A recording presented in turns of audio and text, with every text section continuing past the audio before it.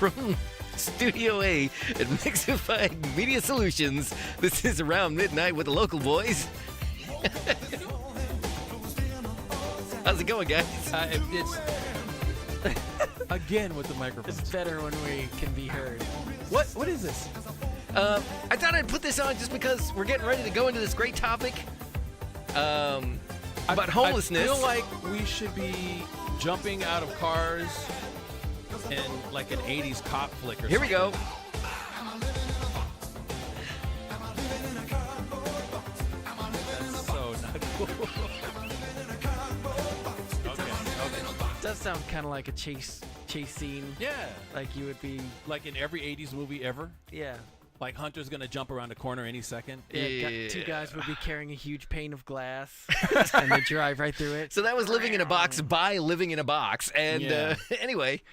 And then they run through the little market and the chickens are flying all over the place. Yeah, and somebody's carrying an obscenely huge box of produce Yeah. of some variety. And the wedding cake. You got to have the wedding cake. yeah, big wedding cake that Yeah. goes All right, right, anyway. right on the windshield. Yeah, Living in a Box. Yeah. By Living in a Box. Wow. I'm sorry, that's the artist's Yeah, name? the artist name and the title of the track. I use that term very loosely. Artist. Name.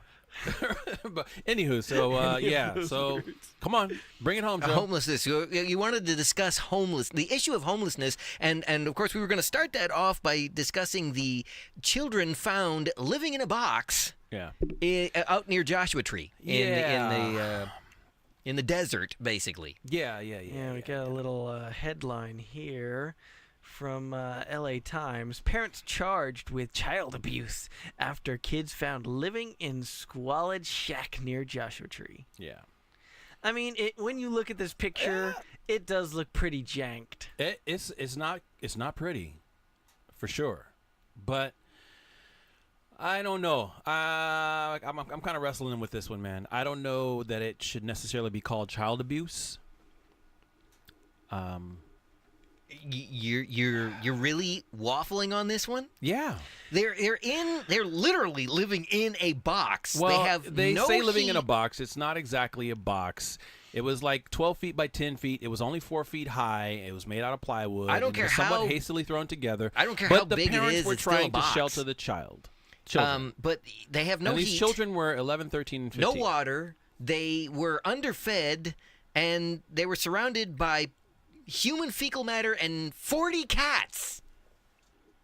Wow, they were taking more care of more cats than kids. I don't know that they were even taking care of the cats, but you're going to end up with strays coming around if that's the way that you're living. Well, my guess is you had feral cats and they multiplied. Yeah, that's pretty much. probably what happened. I mean, it's not like I think they were a bunch of cat people, but Well, it's hard. I don't want to get too deep into the specifics of this, only because I don't know the specifics of this. I don't know whether the children were going to school or not.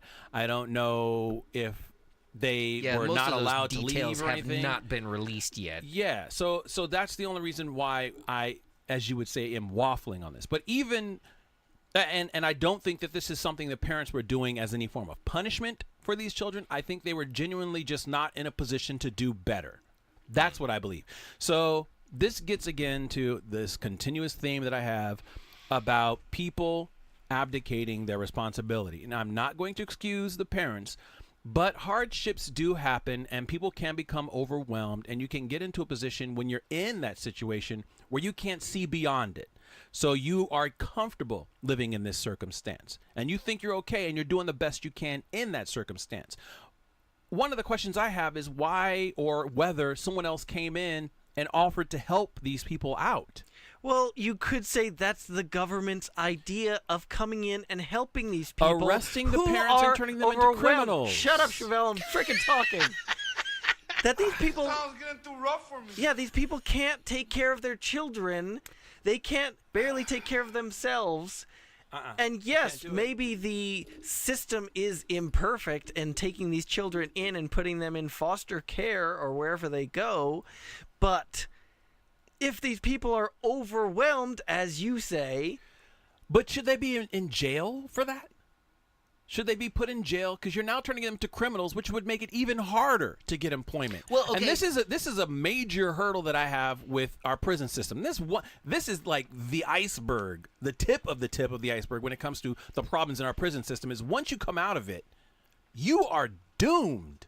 It is nearly impossible. You can barely get a job at a fast food joint because the second they see that box is checked, they don't want to hire you for whatever reason. And if you're locked in there for being homeless, that's messed up to me. Because living in Pasadena, I've seen how every year, right around December 27th, they sweep through the city and get rid of all of the homeless people. Well, yeah, that's because they don't want them there for the Rose Parade. Exactly. But if you actually would find, and Pasadena actually does a really good job of taking care of the homeless. They have lots of organizations that do that. But I don't think that it's right to criminalize it. In fact, it's illegal to criminalize being homeless. But at a certain point, when you have kids living in these kind of conditions, that could be considered a criminal offense. Yeah, here's my These question. kids have no Again, control. I don't know the specifics. The adults are supposed to be the ones in control. And at a certain point, if they are unable to provide safe living conditions, if they have 40 cats in there, there is no way I don't that think place they had the 40 cats. I think there were 40 clean. cats there. I don't think that they were keeping the cats, but sort of building upon what Todd was saying, and what you were saying as well, because we don't know all the circumstances. But my question becomes: I don't need to know the circumstances. I'm on the internet. Did they try to seek out help for these kids? Well, if they did and they were turned down, then no, I don't think they're criminals at all. If they didn't bother to try and get some kind of assistance, then I start to wonder. Well, I mean, you can just look at basic statistics for that, because there are a lot of people who try and go get help, and there's just not that much available. Okay. The waiting lists for shelters in the places that do have them are long, especially for families. A lot of the shelters that are built are like men's shelters and women's shelters, and you're seeing more family shelters right now, but there's not a lot of places where you as a family can go. And part of the problem that we have, and this is a problem that I've run into, like you have all these social service government organizations, but when the father is in the home, they don't want to help you. I went to try to get medical care for my son because I didn't have medical coverage years ago when my first son was born, and he was having some issues. So I sucked it up. I went down to social services. I'm like, I just need to get, the California medical care, whatever it is for my kid, get him on the, what did they call it at the time? I don't even remember what they called it. They refused to even let me fill out the application and said my wife had to come and do it. These systems are designed to tear families down, and I have a problem with that, which is part of the reason why I take the position I do on this issue, because these programs, again, are not created to actually help people. They incentivize brokenness in the family. My vision of the world. Yeah, I have heard some people talk about the public assistance programs that are designed for single parents, which is, for the most part, single mothers. And yeah, if there is a male in the picture, then they are kind of penalized. Like, a single mother will get more benefits If the male is not in the picture. being by themselves. And then if you take the job employment system the way it is now, they say it's actually improving and unemployment's getting better. But if you look at the last 12 years where unemployment was going up and up and up and up and up, and a guy is genuinely having a difficult time finding a place to be, and everybody always says you're only a paycheck away from being homeless yourself. So it just doesn't seem right to me that you would do that. If there's no, and what I did read in this is that they found no other signs of any other kind of abuse other than the fact the kids were hungry. Well, they're broke. Yeah. So they're going to be hungry. Yeah. So that's why I have a problem with that. And then once you get put into foster care, I have zero faith in the foster care system. Yeah, I agree there. That, Zero I don't see the kids. I don't see that they have a better chance of not coming out damaged being placed in foster care as opposed to where they were. Especially since it has been suggested that they were, and in fact they did report that the kids are not malnourished, underfed, but not they were hungry but not malnourished. So that indicates the parents who were actually caring. It also indicates that there could have been 60 cats at some point. Hey, I'm not going to lie. If I had to, I would. Oh, yeah. Come on. Yeah. Get some good eating out of them kids. I think People don't realize how many times they've actually eaten that. I think we might have had some of that earlier this evening. Yeah, probably.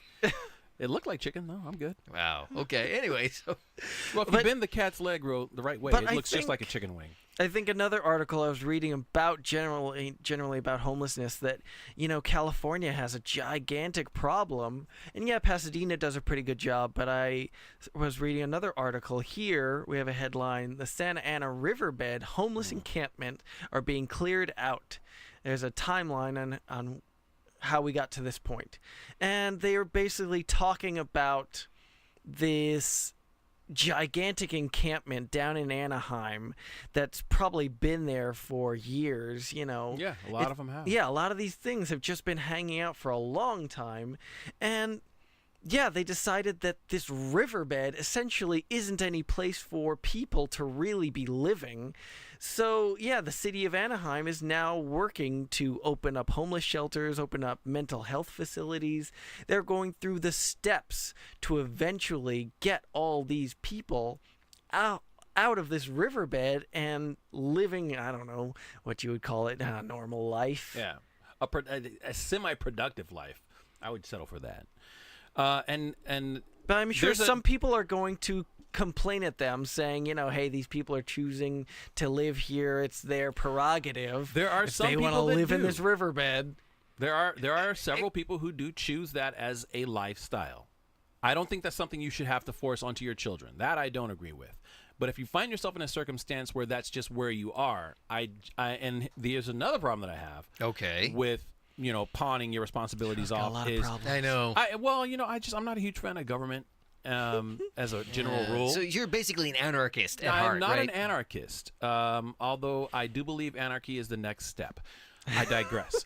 My point is, At Chavel, government at Chavel continues Divine. to put in I'm barriers. gonna try and forget you said that. Oh, you could try. I'll just say it again. The government puts barriers in the way for people who actually do try to do good. They make it difficult for you. Like once you start to cut into their tax dollars for helping these people out, they make it harder for you to do that. And that's one of the things that a lot of religious organizations were complaining about when they started threatening to take their tax status away. Like they're using, good churches and good, temples and all this other stuff. They have good churches. What are the bad churches doing? Anyway, they're getting Scientology. You take your mega church, pick one. I was reading between the Scientology. lines. He was talking about Oh. Scientology. I have not come across very many of them because I tend to stray away from them. But Scientologists. yeah, well, that too.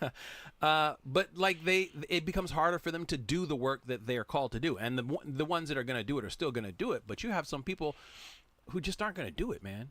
And when the government makes it hard for people to do it, and then the government's going to do a bad job of it, you just end up with a worse society.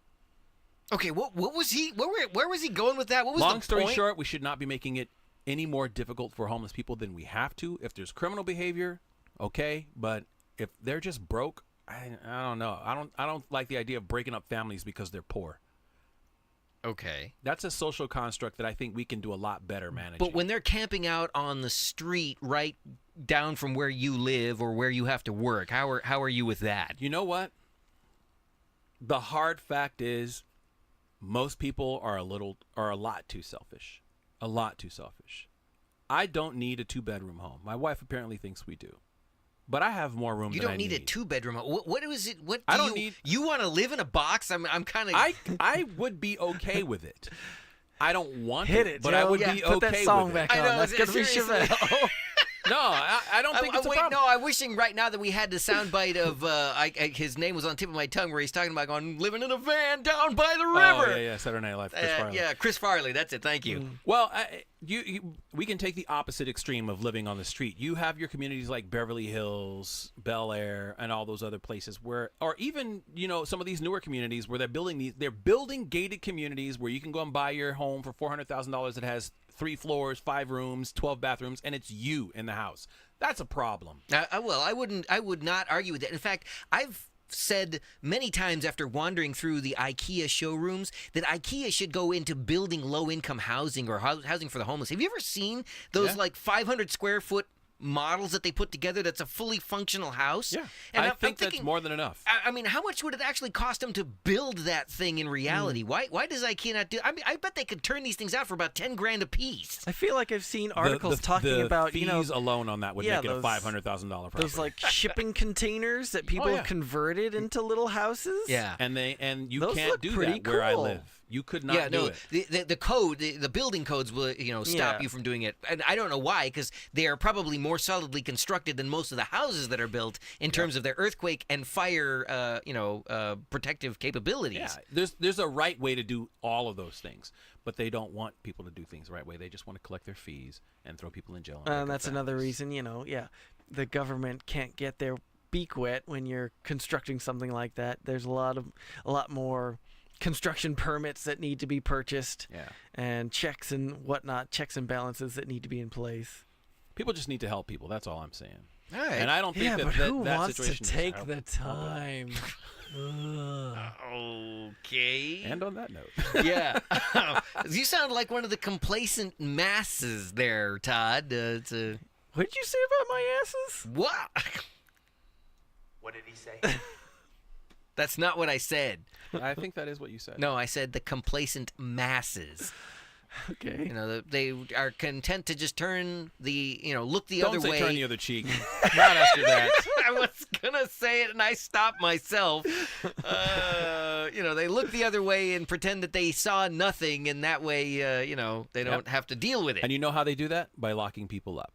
And that's why I have a problem with it. I see. That's why you never yell help when you need help. You yell fire. Because people love to see a fire.